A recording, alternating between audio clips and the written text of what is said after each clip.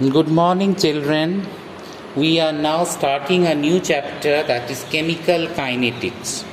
This chapter, chemical kinetics, the first part of the chapter deals with the basic concepts that we have in chemistry. So the chapter starts. Now the question comes, what is chemical kinetics? So chemical kinetics is the branch of physical chemistry which deals with the study of the rate of a chemical reaction and the mechanism by which the reaction occurs. So it is the branch of physical chemistry which deals with the study of the rate of a chemical reaction and the mechanism by which the reaction occurs. So now we have the rate of reaction. Rate of reaction may be defined as the change in concentration of a reactant or product in unit time.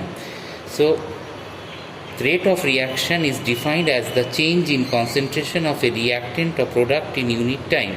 For a general reaction interval of R, that is, we know R stands for the reactants and R changes into the product P. Now the rate of a reaction may be expressed as rate of reaction equal to decrease in concentration of R by the time taken, decrease in concentration of R by the time taken, or increase in the concentration of P by the time taken. So just try to understand, when a chemical reaction takes place, the amount of reactants goes on decreasing and the amount of product goes on increasing. So what is happening?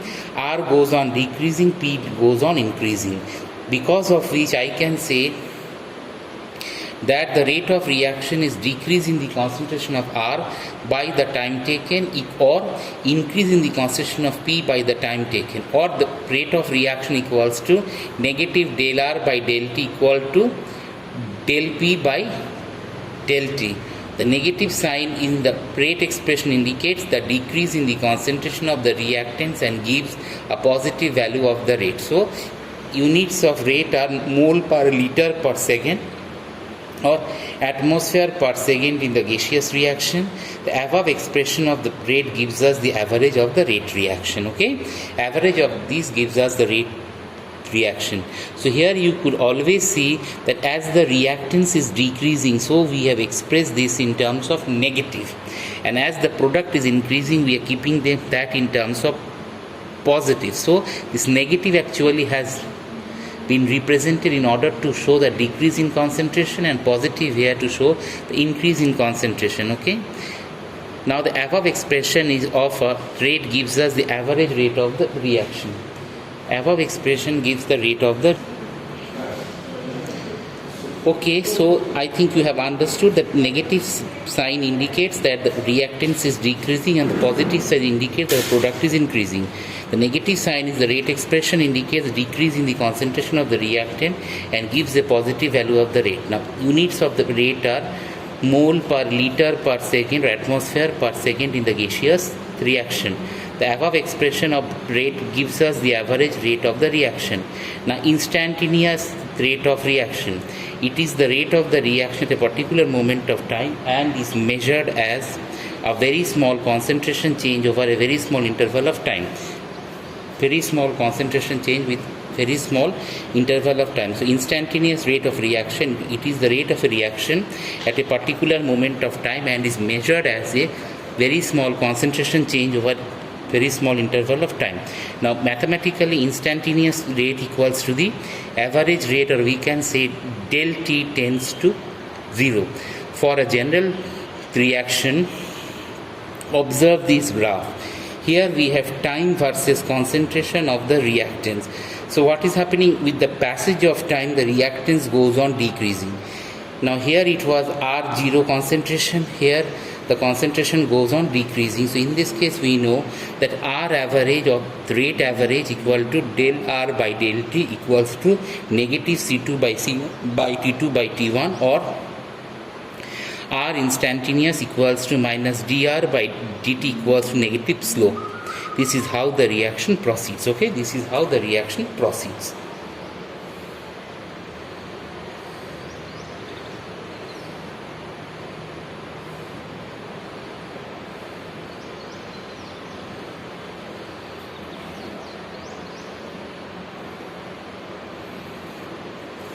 So This is the instantaneous and average rate of reaction. In this reaction, R is changing to product. This is the graph for the reactance decrease.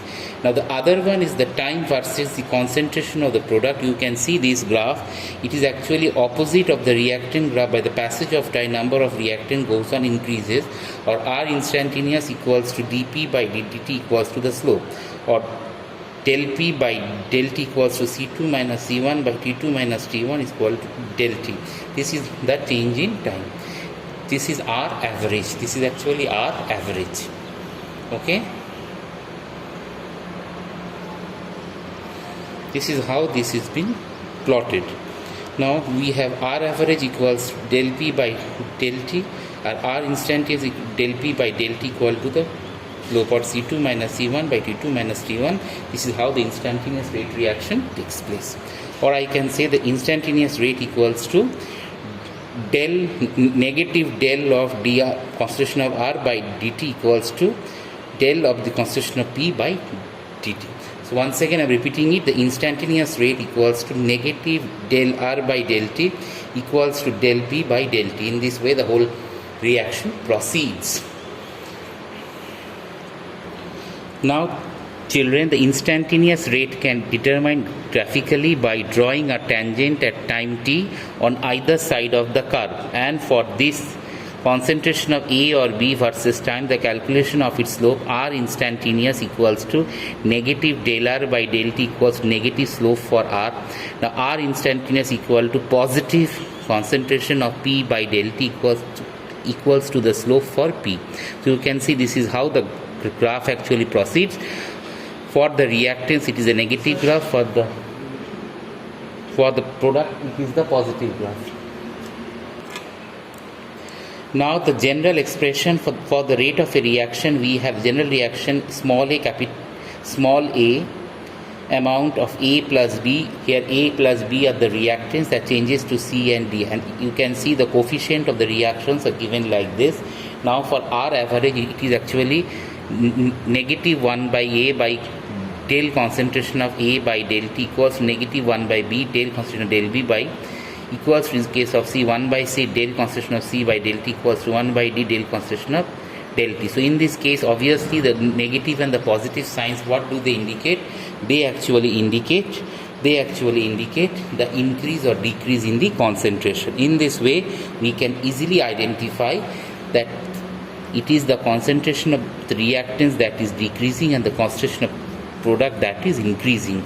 So R instantaneous, if I want to calculate, it is in the same way negative 1 by A, that is del concentration of A by del T equals negative 1 by B del B by del T equals negative 1 by C del C by del T negative 1 by del D by del T. In this way the whole reaction proceeds. Okay. After that we are going to discuss the factors that affect the rate of a chemical reaction. How does the factors affect the rate of a chemical reaction?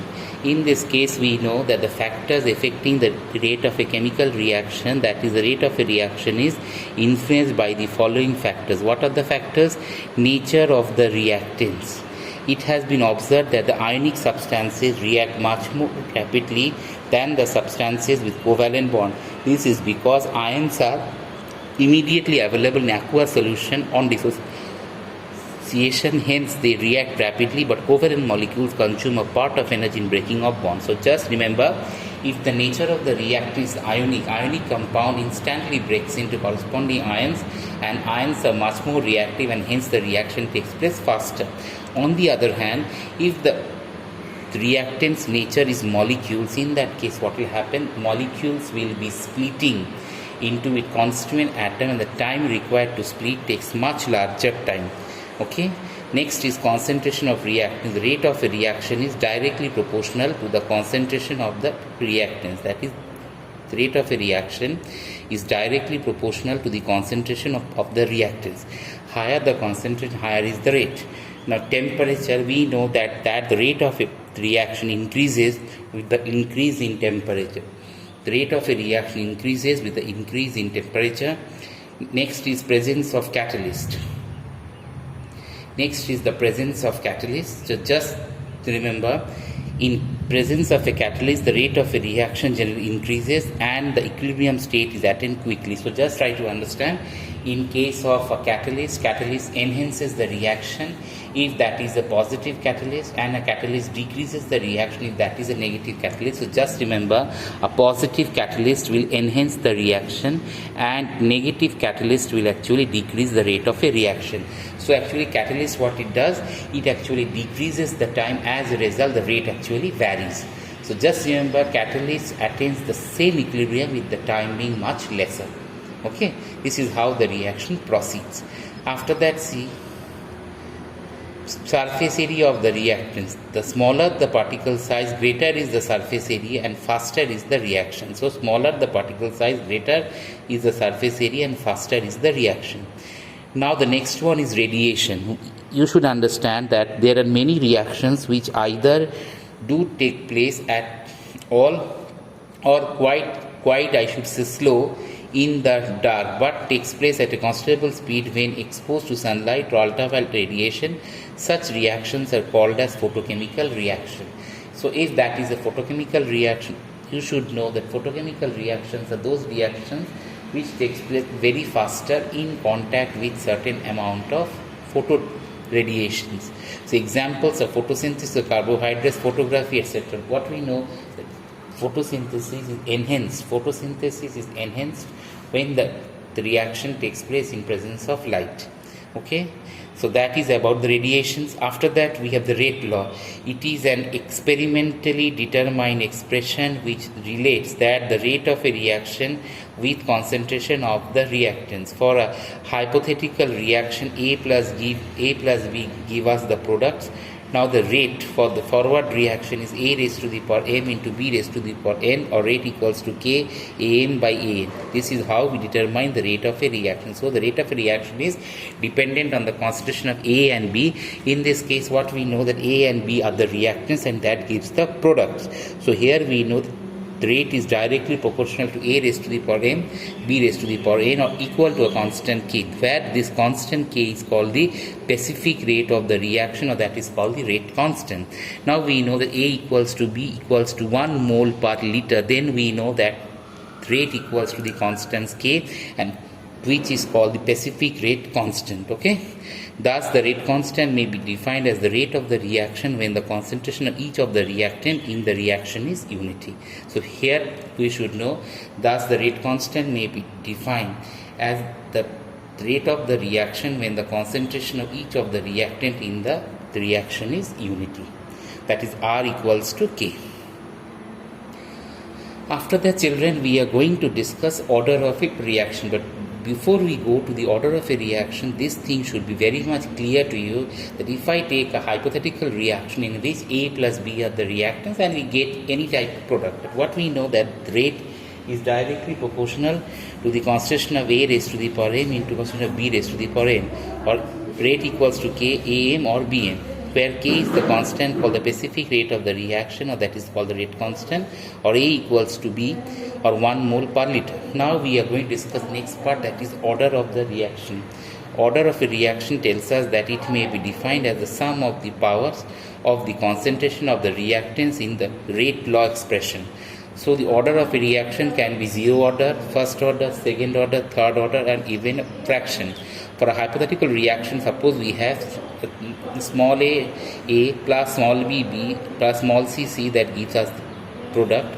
In that case, if I have to calculate the rate, we know that let the rate be K into A raised to the power m, B raised to the power n, C raised to the power p, or m is the order of the reaction respect to A, n is the order of the reaction respect to B, and p is order of reaction respect to C, or the overall order is the sum of m plus n plus p.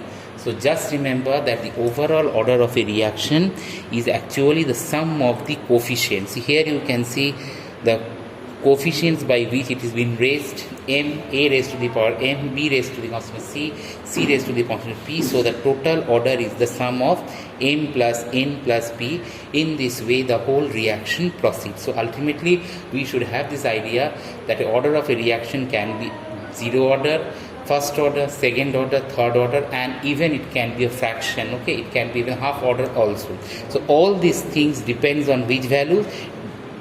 Depends on the order for the reactant A, order for the reactant B, order for the reactant C. Okay children, that was all for the day. Thank you.